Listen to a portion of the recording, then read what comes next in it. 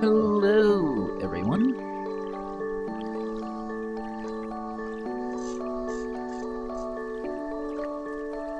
Have some initial startup lag. Just give me one moment.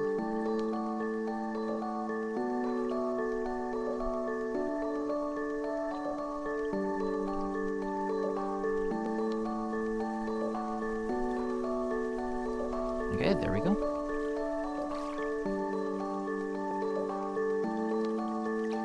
Now let's just actually...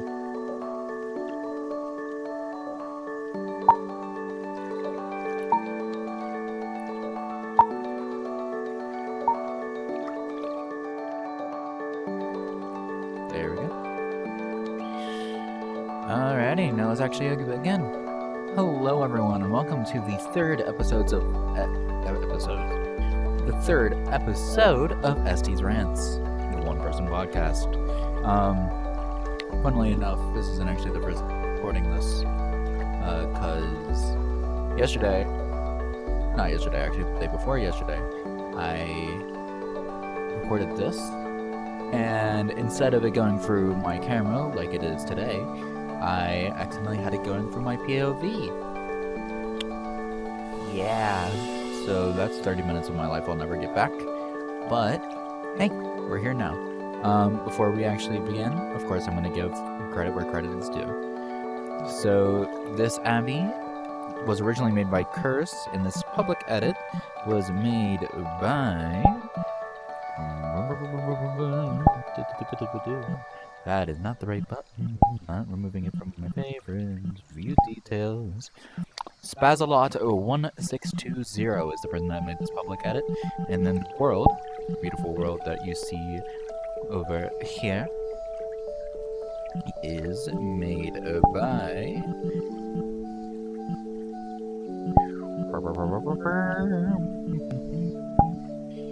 Hani, Hani with a period, and it's called Echoes of Time.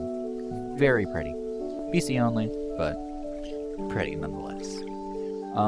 So today's episode kind of came to me the other night on what I should do. So I have this little thing that I've been living with for a long time. Autism. Yippee!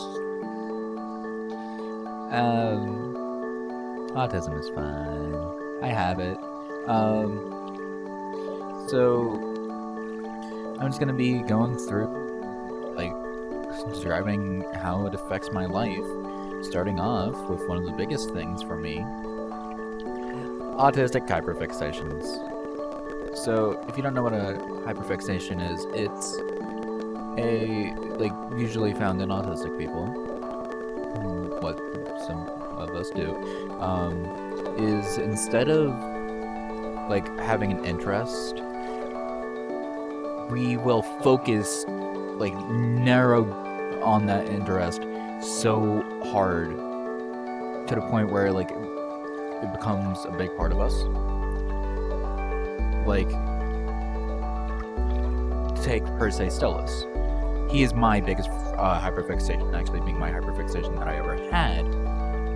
He is a lot of who I am, and it's like any normal person that just likes Stolas may just like him as a character. But since I hyperfixate on him, I voice act him, I see myself, a lot of myself in him, I can quote pretty much any of his quotes to a T. I have almost all of his songs memorized, and I have a bunch of Stolas merch all around my room. Like, I hyperfixate on that tall bird so much. But he was actually my first hyperfixation, weirdly enough.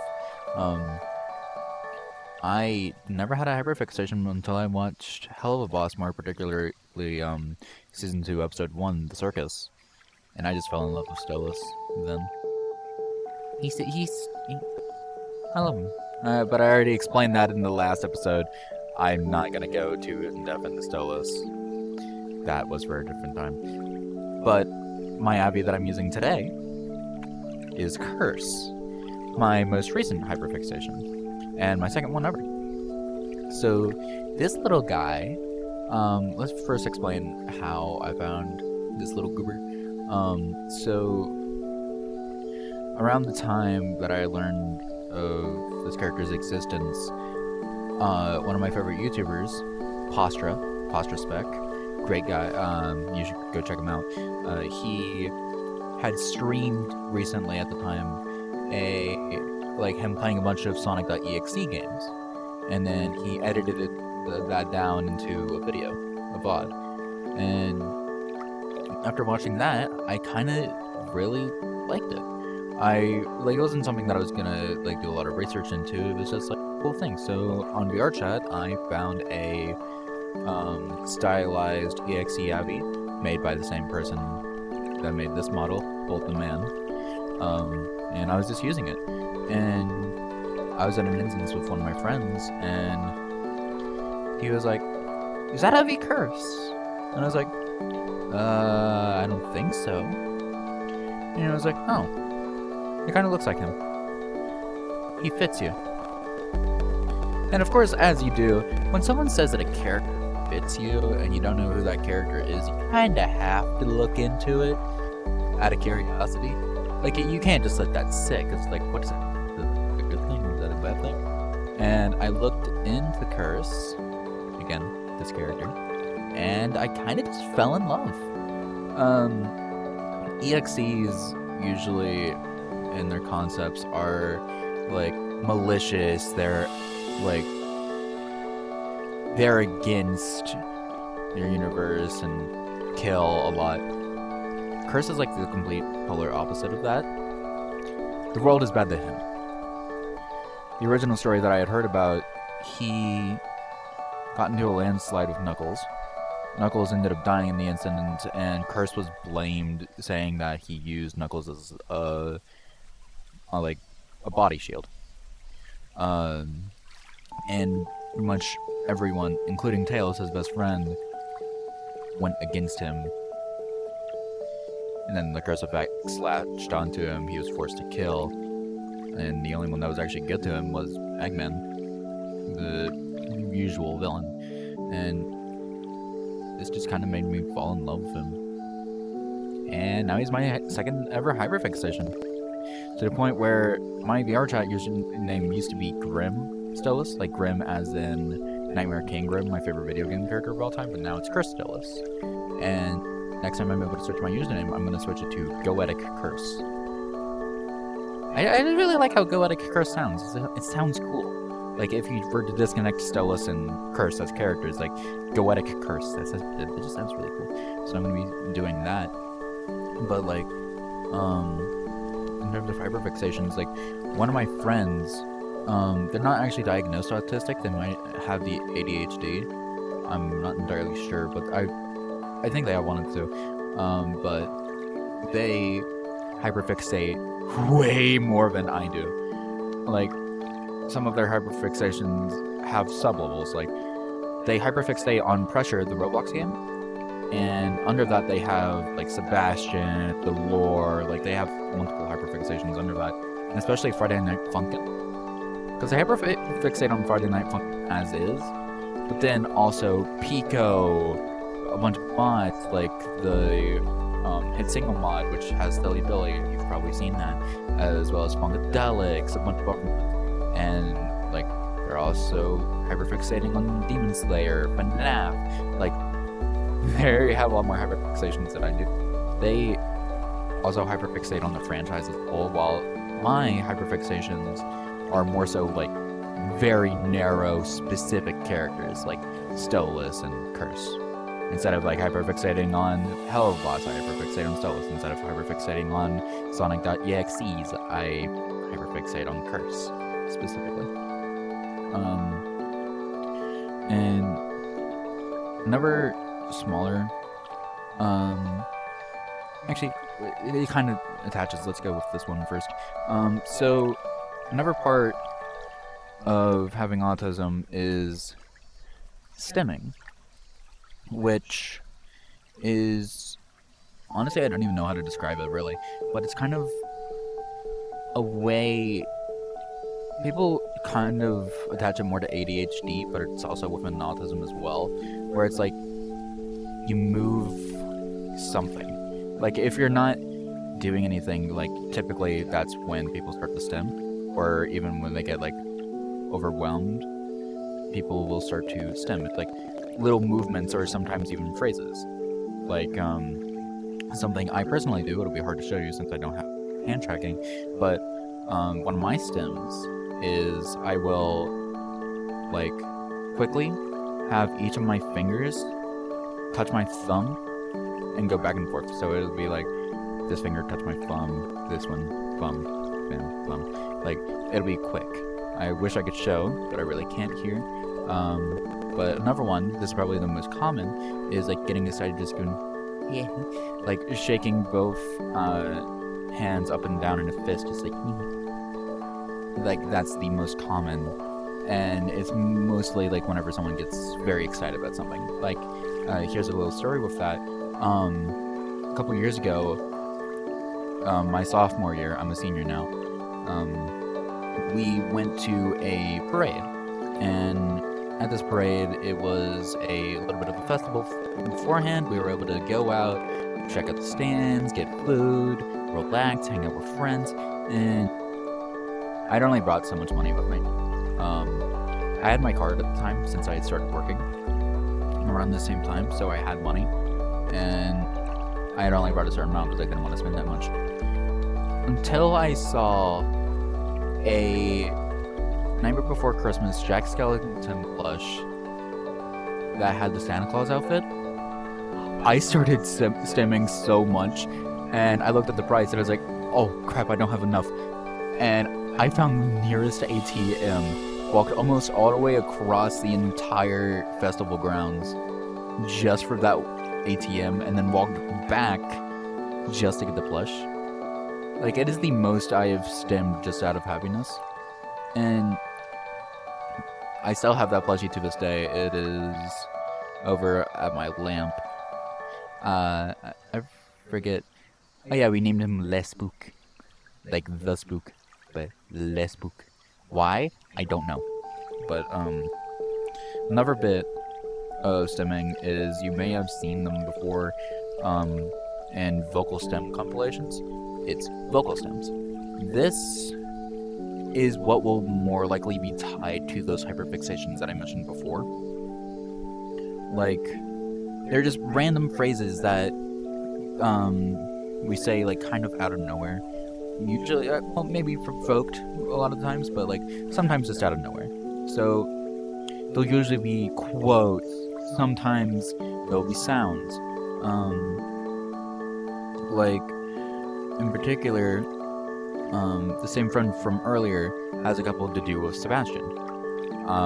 Very in particular, like, it's car crash, glass shattering. Like, if you know anything about Pressure and Sebastian, there's this meme that is like, car crash, glass shattering, good lord, and it's like an entire thing. And my friend that hyperfixates on Pressure has that entire thing memorized, and all anyone has to do is just say car crash, and then they just have it go off.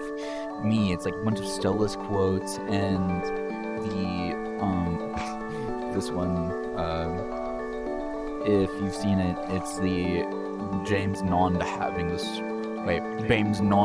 strunk collarbondulance and discombobulate, or some big ones for me personally. But vocal stems and, like, just stimming in general, they're big with me.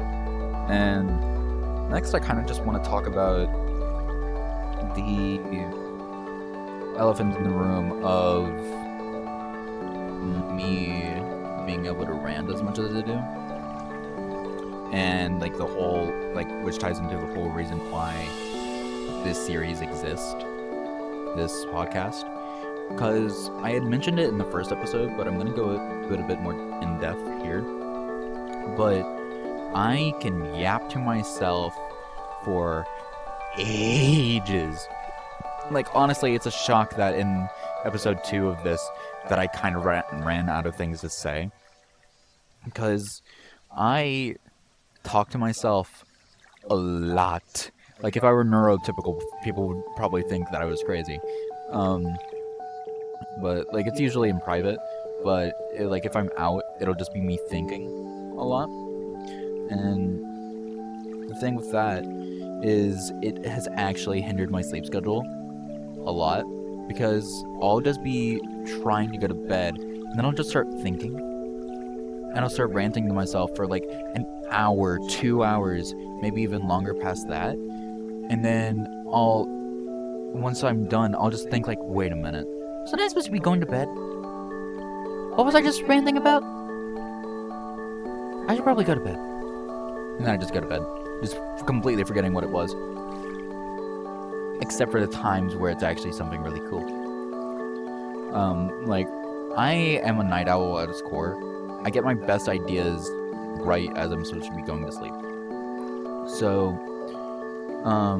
some things that are actually in the works started off as those rants. Like, one of my biggest things that I want to do is make a video essay on why I love Stolas as much as I do. So pretty much the last ST's rant, but more like formulated and actually scripted so I can properly get my points across. Like, make a video essay. That started off as a rant that I had as I was supposed to be going to bed. Another one is actually this very podcast. Because I was just like, I rant to myself a lot. Why not record that and have people be able to listen and just listen to what I have to yap about? It's like, literally that same night I started thinking of like what the first episode would be, how it would start, and it went pretty well, I'd say. And that all started from a rant. And kind of a part of that and me and my rants, and why I don't really rant to other people, is I can speak so quickly sometimes, just getting carried away, that I don't even notice most of the time. Like, it was a thing where when I started working at the job that I have, I actually had to like teach myself to talk slower on the phones, so that way anyone over the phones could actually understand what I was saying. Because they would always be like, okay, can you just say that again but slower? Always. They would always say that. And, which, honestly, fair. I talk pretty quick. Like, right now I'm a bit calmer, so I'm talking fast. But, like, especially when I get excited about something, I will start talking, like, words coming out of my mouth like a minigun. It's kind of hard to follow. And sometimes even for myself. And, like, there have been times where I was just like, whoa, slow down there, buddy. And the most consistent, like, thing of me talking fast is, like, if someone asks me to spell my name, like, I blaze through my name so quickly. Like, mainly because I've said it so many times, but, like, I've said it so many times that I say it quickly without even thinking about it. And they're just like, I asked you how to spell your name. I didn't, like, I needed to, comprehend that. So, it was just a matter of, oh, right, okay. Like, they always have to tell me a second time, like, hey, slow down. Like, they always have to ask me a second time. Without fail. Because I just can't just start off slow. And there's another thing with that, is I don't really think about what I'm going to say. That's how I can speak as quickly as I am, because I don't think about what's coming next. It really just feels like right now, I don't really think, I'm technically thinking, but it's like, whatever thoughts come to my head are immediately getting spilled out. Like, it's not like I'm just gonna be over here to say something racist or, like, political, because, like, even if something like that comes into my head, I have so much going on in my head that I can actually pick from, that I don't end up saying that, and I have more self-control than that anyways. But it's a matter of, sometimes I just don't think about what I'm gonna say at all. and it leads into some pretty bad situations for me, and I end up hurting people's feelings by accident. Now, I'm kind of starting to run out of points because I'm realizing that I kind of blazed through the points I had already made on the first recording of this, the failed one, but I do have some more to actually go through, because I'm just now actually starting to remember. Because again, I had like a half an hour long. This hasn't been that long yet. So I did just remember at least 2 more things that I can mention. One of them actually being how my social cues actually affects me. So, and I actually have a new story to add with this one. So, I'll start off with the one that actually happened today while it's still fresh in my memory. Something, like, whenever people try and joke with me, sometimes I take it far too literally, and it leads to me just feeling extremely socially awkward. So, I work at a pizza place, and earlier today, someone had come in to get their order, and I did my usual, hello sir, do you already have an order placed? And he responds talking like, cheeseburger, fries, and I just give him a weird look, like, and he's just like, he looks over at one of our drivers and is just like, see, you can't really joke around with this generation, because they have something wrong in the head, or something like that. And I, like, if he hadn't actually said that, I literally would have been like, do you know what restaurant we don't have that? Because, like, some people actually genuinely don't know what the hell Papa John's.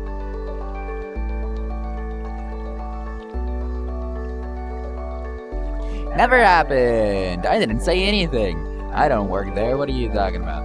Yeah, it's fine. It's fine. But, yeah, like, a lot of people don't know, and that it's actually a pizza place. So, like, I've actually had people do something like that, so I was literally just gonna be like, we don't have that here. But that, it's like, yes, I do have something wrong with my brain. I'm autistic. Thank you for noticing. I appreciate that.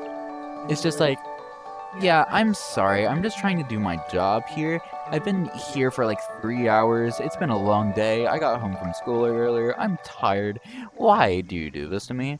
And also, yes, there is something wrong with my brain. I take things way too seriously when people are joking. Like, and he didn't have, like, a smile on his face or anything. He looked dead serious. So, I don't think there was any social clues for me to pick up on there, and if there were, then I completely missed them. But, like, it's a lot harder for people to joke with me because sometimes I'll take it extremely seriously. Another example being, earlier, last year, Halloween, my best friend, and I went to a horror attraction. Really cool, like a haunted trail, really good. We go there every year. Very nice. And all over the place, like this thing, you can stay there for like 3 hours and still have things to do.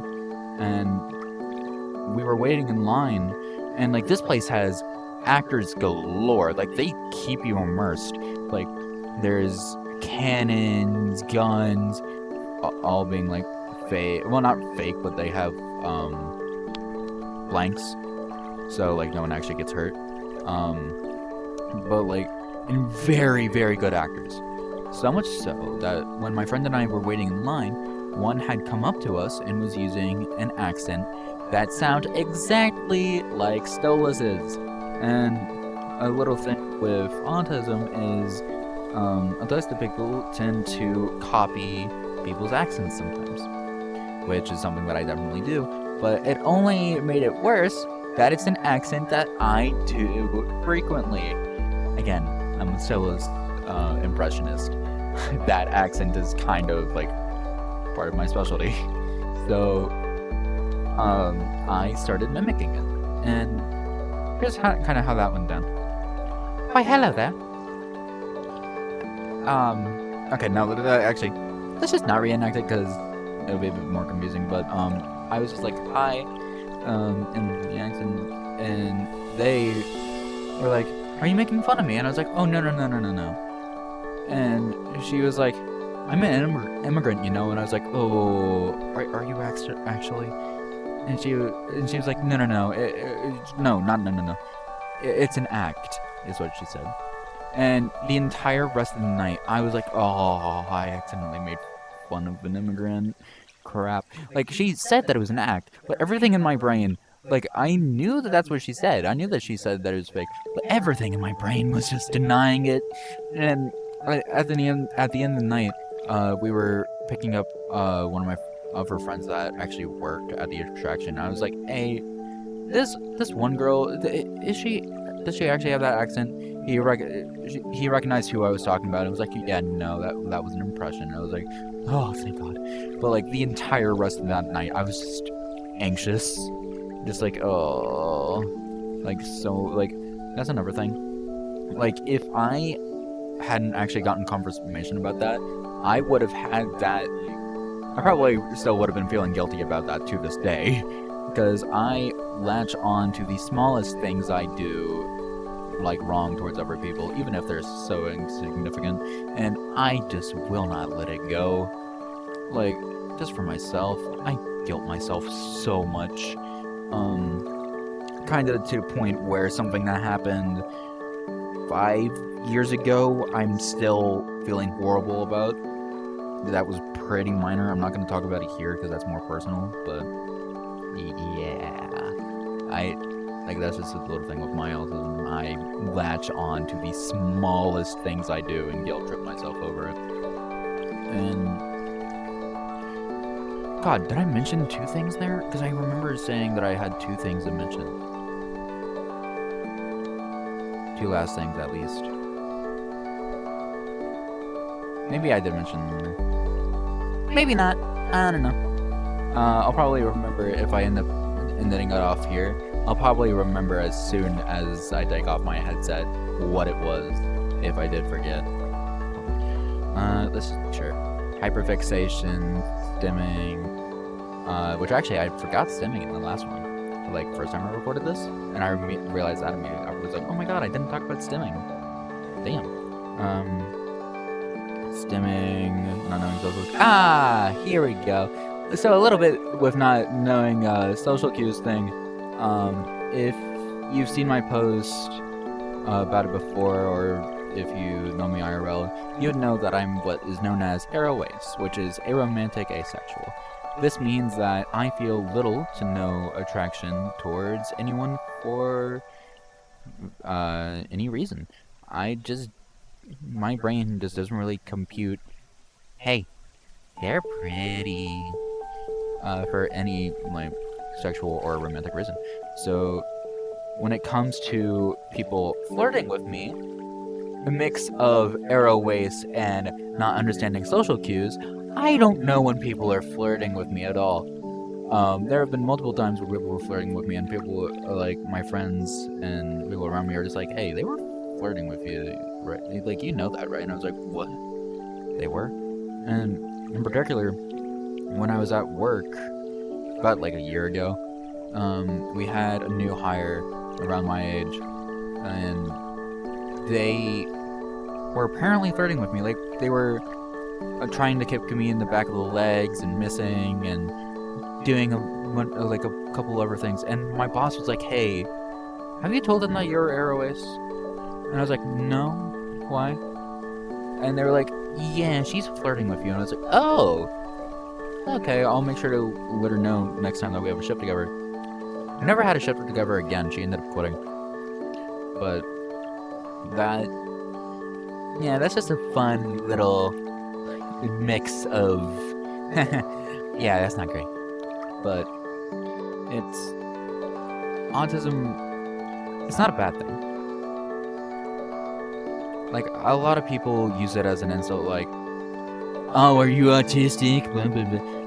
Like, it's not. I know it can be. I got lucky.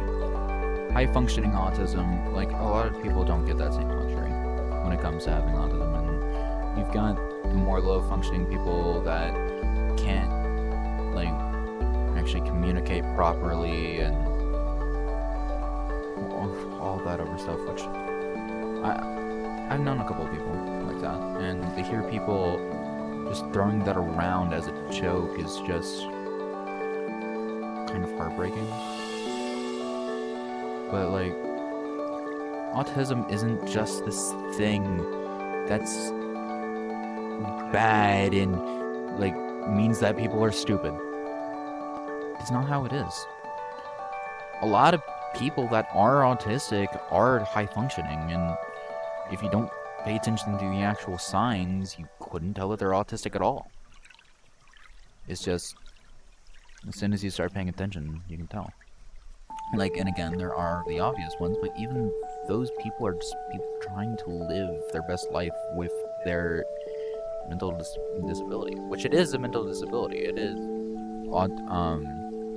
the autism spectrum disorder. Like, disability or disorder sounds bad, but it's not always. It is a spectrum. Not every, like, autistic people see the world differently than those that are like neurotypical, but we also see the world differently as compared to each other. We have similar experiences, sure, but we're all different. Like, my experience is different than those of like people with low functioning autism, or even other people with high functioning. Like, I'm pretty sure most other autistic people don't speak a million words a minute, or even think a million words a minute, but I do. And that's not a bad thing. Autism isn't just a term that should be used like how people use the word retard nowadays. Because it's not. And neither was that. It was a medical term. Autism is a medical term. And it should stay that way. It's just, I wish people wouldn't take face value when it comes to things like this, and just let people live their life.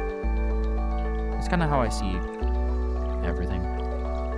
Unless it's hurting you, just leave people alone. That person having autism isn't hurting you. Just let them live. That person being gay, does it affect your life? Leave them alone. Why bully them over it? It's just cruelness that doesn't need to be existent. It's mostly from people taking what's different about others and just exploiting that, even though it doesn't affect their life. Just to reel us back into the autism talk, I'm going to talk about my technical diagnosis.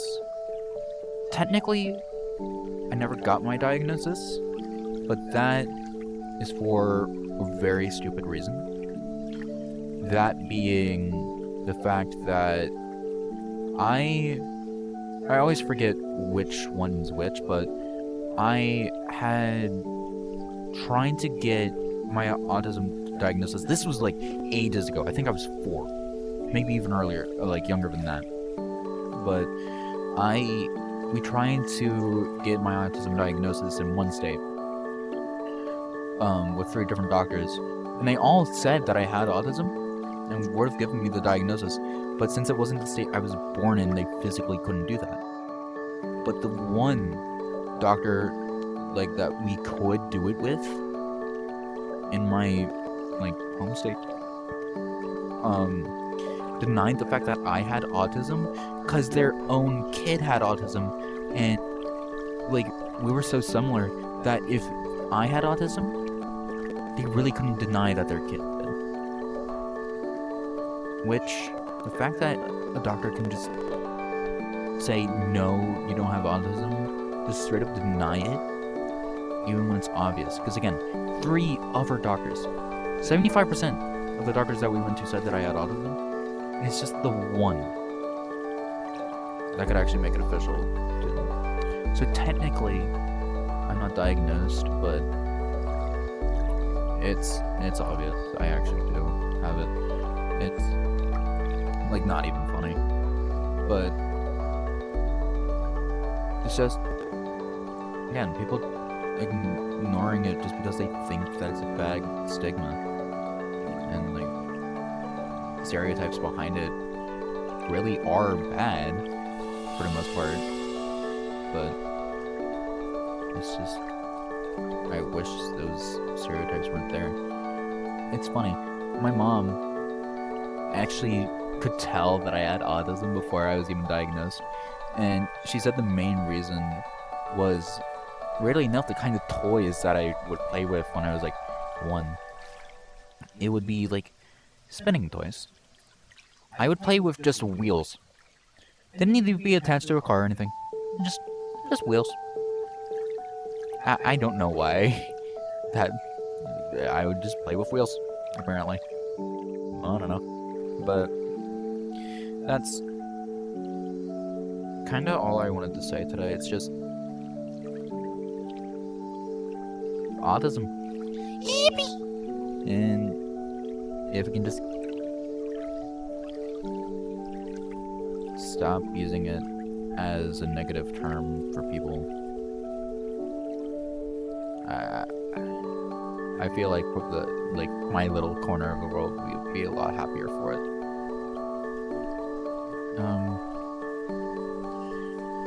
Thank you guys so much for watching if you made it this far. I promise, more will be coming out for this channel. I know it's been a minute since we've really done anything, but I've got video plans lined up in the works, like that Stylus video, which actually I'm working on getting quotes for a second saying random things at Stylus. So that'll be in the works, as well as the Stylus video essay. More streams, of course. Probably gonna do some more VR chat streaming since I can actually do that now, and a load of other things planned, and more consistent ST's rants. A lot more consistent. It'll be a lot easier for me to actually do these now. And before I actually leave you guys off, I've only been showing a portion of this, and in front of me there's a whole other thing. So I'm just gonna allow my camera to actually show what this is before I call it. So let me just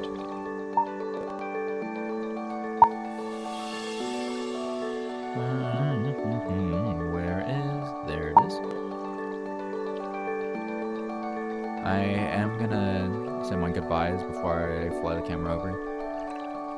So thank you everyone so much for watching, and have a great rest of your day.